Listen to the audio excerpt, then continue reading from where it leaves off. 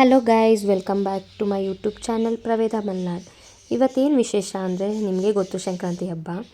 So ಇವತ್ತು ಹಬ್ಬದ ಸಡಗರ ಎಲ್ಲರ ಮನೇಲೂ ಇರುತ್ತೆ. ಹೆಣ್ಮಕ್ಳು ಇರೋ ಮನೇಲಂತೂ ಸ್ವಲ್ಪ ಜಾಸ್ತಿನೇ ಇರುತ್ತೆ.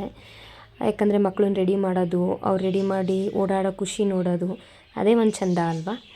ನಾವು ಹಬ್ಬ ಬಂದಾಗೆಲ್ಲ ನಮ್ಮ ಮಮ್ಮಿ ಮನೆಗೆ ಬರ್ತೀವಿ. ಯಾಕಂದರೆ ಹಬ್ಬದಲ್ಲೇ ಎಲ್ಲ ಒಟ್ಟಿಗೆ ಸೇರೋದಲ್ವಾ. ಮಕ್ಕಳು ಇಬ್ಬರೂ ಫಸ್ಟು ಅಮ್ಮಮ್ಮಂಗೆ ನಾವು ಎಳ್ಬೇಬೇಕು ಅಂತ ಹೇಳಿ ಅವ್ರಿಗೇ ಫಸ್ಟು ಎಳ್ಬಿಡ್ತಾಯಿದ್ರು. ಸೊ ಎಳ್ಳೆಲ್ಲ ಕೊಟ್ಟು ಮುಗೀತು. ಇನ್ನು ಅಕ್ಕಪಕ್ಕದ ಮನೆಗೆಲ್ಲ ಎಳ್ಕೊಡ್ಬೇಕು. ಮಮ್ಮಿ ಫಸ್ಟ್ ಕೊಟ್ಟಾದಮೇಲೆ ಅಕ್ಕಪಕ್ಕದ ಮನೆಗೆ ಎಳ್ಕೊಡ್ಸೋಣ ಅಂತ ಅಂದ್ಬಿಟ್ಟು ಎಲ್ಲ ರೆಡಿ ಮಾಡ್ತಿದ್ವಿ. ಇನ್ನು ಅವರಿಬ್ಬರು ತಗೊಂಡು ಹೊರಟ್ರು. ನಾವು ಚಿಕ್ಕವರಿದ್ದಾಗ ನಾನು ನಮ್ಮ ಅಕ್ಕ ಹೀಗೆ ಹೋಗ್ತಿದ್ವಿ. ಅದೊಂದು ಏನೋ ಒಂಥರ ಖುಷಿ ಅನಿಸುತ್ತೆ. ಬಟ್ ಇವಾಗೆಲ್ಲ ಅದು ಅಷ್ಟೊಂದು ಇಂಟ್ರೆಸ್ಟ್ ಇರೋಲ್ಲ.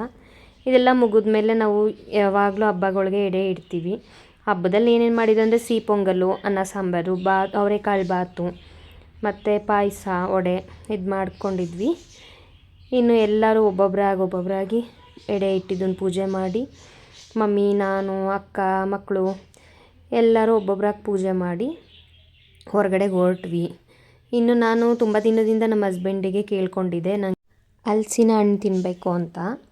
ಬಸ್ರಿ ಬೈಕಲ್ಲಿ ಏನೇನೋ ಬೈಕೆ ಆಗುತ್ತಲ್ಲ, ಸೊ ತಂದುಕೊಟ್ಟಿದ್ರು. ಅದನ್ನು ತಿಂದು ಎಲ್ಲರೂ ಒಟ್ಟಿಗೆ ಕೂತ್ಕೊಂಡು ಹಬ್ಬದೂಟ ಮಾಡಿ, ಹಬ್ಬದೂಟ ಎಲ್ಲರೂ ತಿಂದು ಇನ್ನೇನು ನಮ್ಮ ಮನೆಗೆ ಹೊರಡೋ ಟೈಮ್ ಆಯಿತು. ಹಬ್ಬ ಎಲ್ಲ ಮುಗೀತು, ಊಟನೂ ಆಯಿತು.